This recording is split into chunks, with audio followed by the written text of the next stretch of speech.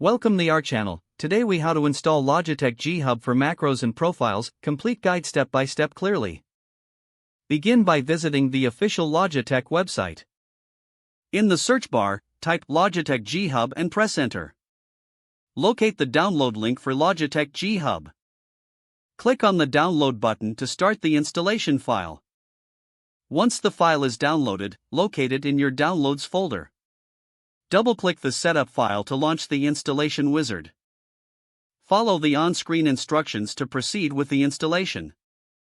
When prompted, accept the terms and conditions. Choose the installation location or leave it as default. Click on the Install button to begin the installation process. Wait for the installation to complete. Once installed, click Finish to exit the setup wizard. Open Logitech G HUB by finding it in your applications or desktop. Connect your Logitech device to your computer. G HUB will automatically detect the device and display it on the main screen.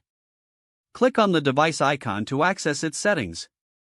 To create a macro, navigate to the Macros section. Click on Create New Macro or the plus sign. Enter a name for your macro and choose its type. Define the key presses and actions you want the macro to perform. Click Save to store your macro.